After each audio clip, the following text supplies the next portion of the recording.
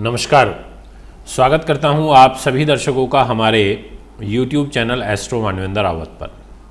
मित्रों, आज मैं आपको जानकारी दूंगा कि आखिर ये कमिंग 1 से लेकर के और 7 अप्रैल के दौरान क्या ग्रह गति कहती है, किस रूप में आपको सपोर्ट करेगी। महत्वपूर्ण है क्योंकि जब हम डेली बेसिस का प्रेडिक्शन सुनते हैं तो उसमें हमें बहुत सारी चीज़ों का आइडिया लग जाता है कि ग्रह हमें किस रूप में सपोर्ट कर रहे हैं, और ये जानना बड़ा महत्वपूर्ण हो जाता है। तो इसी बात को ध्यान में रखते हुए मैंने अभी ये साप्ताहिक राशिफल जो पिछले कुछ समय से आपके बीच में लेकर के पहुंचता हूं, और इसके अलावा अभी एक नई और शुरुआत मैं आप लोगों के बीच में कर रहा हूं, और वो ये कि अब मैं आपको वीडियो की शुरुआत, अंत या मिड में कभी भी एक उपाय बताऊँगा, और वो उपाय आपके लिए बड़ा लाभप्रद रहेगा, और वो कॉमन उपाय होगा, और ना वो राशि से संबंधित होगा, ना इस पर्टिकुलर किसी राशि के लिए होगा। वो होगा एक पर्टिकुलर समस्या के लिए, जो कुछ पर्टिकुलर सेक्टर को लेकर के प्रॉब्लम में चल रहे हैं, वो लोग इस उपाय को कर सकते हैं। जैसे आज का जो मेरा उपाय रहेगा वो है व्यापार में और व्यवसाय में वृद्धि के लिए। बहुत सारे लोगों का व्यापार और व्यवसाय में उनकी वृद्धि नहीं हो रही है, बरकत नहीं हो पा रही है, तनाव में रहते हैं, काम बिगड़ते हैं। तो आखिर ऐसे लोगों को क्या उपाय करना चाहिए कि उनका काम भी बने, पैसा आए, टिके भी, उन्नति भी हो और कार्य भी चलने लगे। तो ऐसा एक उपाय मैं आज आपको बताऊंगा वीडियो में।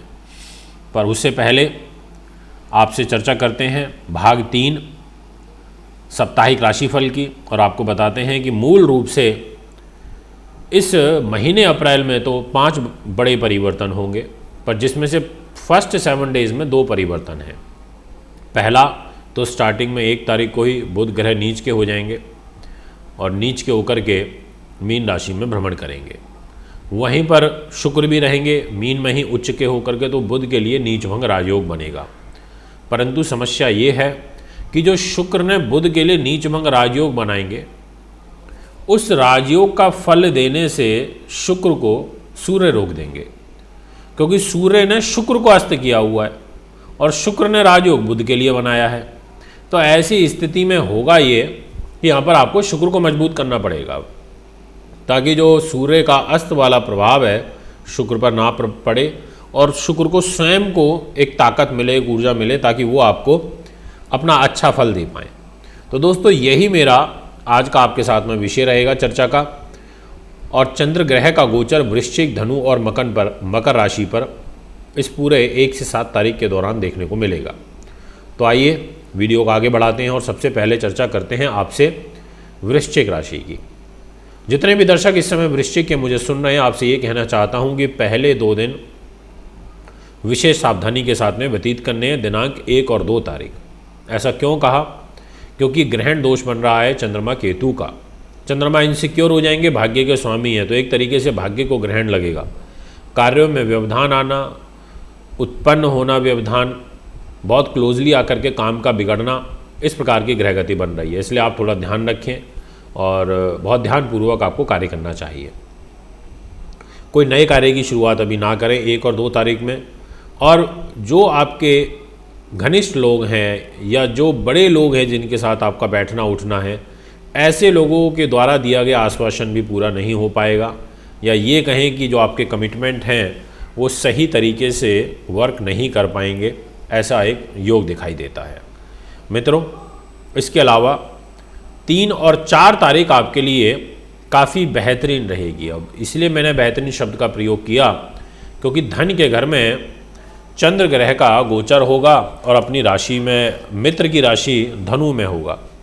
ऐसी स्थिति में ये आपको लाभ दे जाएंगे, भाग्य के रूप में दे जाएंगे, क्योंकि भाग्य स्थान के स्वामी होकर के पैसे पे बैठेंगे।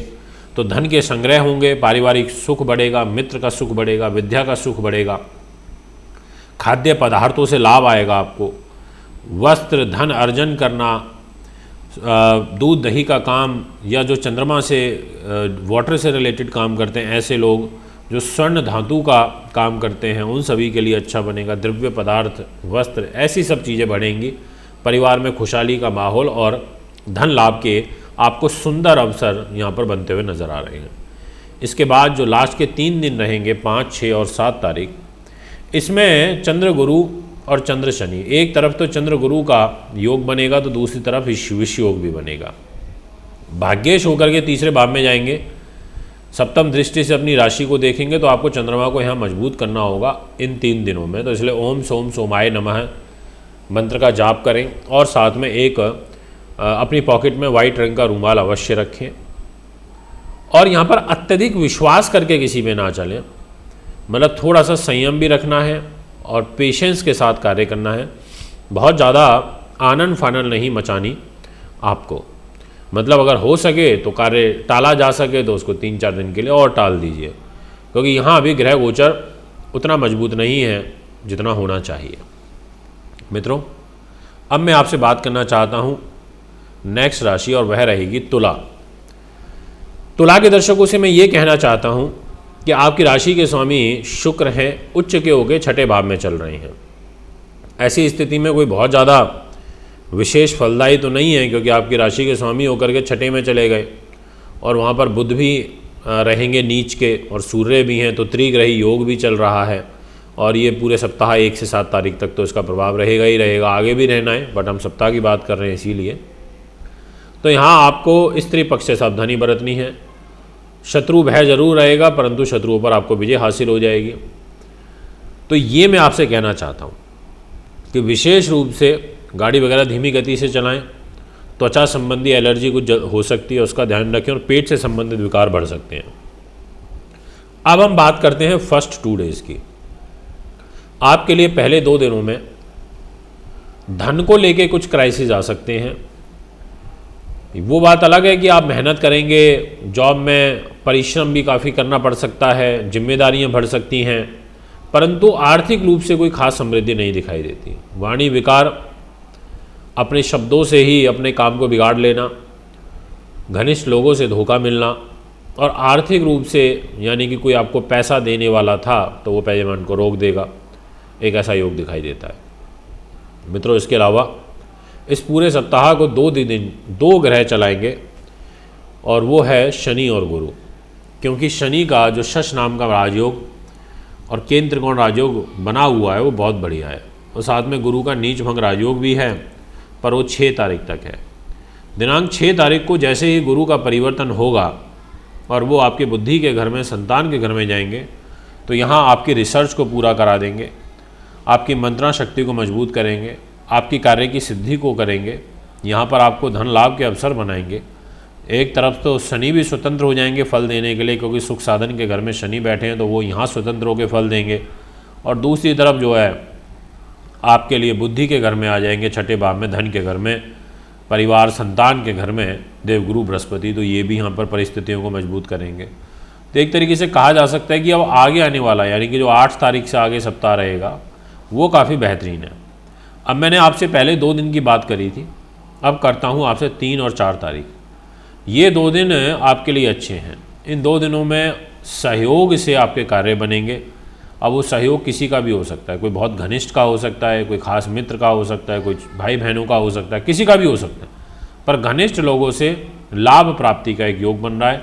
साहस पराक्रम बढ़ेगा, धैर्य बढ़ेगा, और यात्राओं से आपको लाभ मिलेगा। व्यापारिक यात्राएं आप कर सकती हैं, आपकी हिम्मत बढ़ेगी। इस प्रकार का ग्रह गोचर दिखाई देता है। अब जो अंतिम दिन रहेंगे वो भी आपके लिए काफ़ी बेहतरीन है। 3 दिन, इसमें चंद्र गुरु के गज केसी राजयोग का, नीच भंग राजयोग का, पर नीच भंग राजयोग ध्यान रखें कि 5 और 6 ये 2 ही दिन है, क्योंकि 6 तारीख को एक तरीके से परिवर्तन हो जाएगा गुरु का। तो ये जो गज केसी राजयोग है ये भी एक तरीके से 5 तारीख को ही आपके लिए इसका बेनिफिट मिलेगा।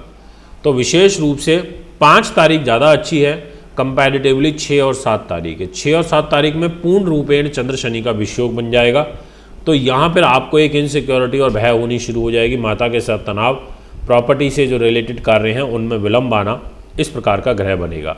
इसलिए आपको थोड़ा सा ध्यान रखना चाहिए, ये मैं आपसे कहूँगा। मित्रों, ये पूरा सप्ताह आपके लिए एवरेज रहेगा 1 से 7 तारीख, मतलब कोई बहुत अच्छा नहीं है, कोई बहुत बुरा भी नहीं है। 6ठे भाव में बुध, सूर्य और शुक्र बैठे हैं, अष्टम भाव में मंगल, राहु बैठे हैं, तो 5 ग्रह तो आपके 6ठे और अष्टम में ही आ गए। फिर स्टार्टिंग में चंद्र केतु का ग्रहण भी रहेगा, तो एक प्रकार से एवरेज ही सिचुएशन बन रही है। अब मैं आपसे बात करना चाहता हूँ आज के महा उपाय की। महा उपाय का टॉपिक क्या है वो मैंने आपको शुरुआत में ही बता दिया था। आपको क्या करना है, मंगलवार के दिन, जी हाँ मेरी बात ध्यान रखिएगा, मंगलवार के दिन 7 साबुत हरी मिर्च लेनी है और एक नींबू। इसको काले धागे में पिरो लें और अपने व्यापार में, व्यवसाय का जो स्थल होता है उस पर टांग दें। ऐसा करने से आपके व्यापार में वृद्धि होगी। इसके अलावा आप चाहें तो ये हरी मिर्च और नींबू अपनी तिजोरी में भी रख सकते हैं, जहां आप धन रखते हैं वहां रखना भी आपके लिए सुखद रहेगा।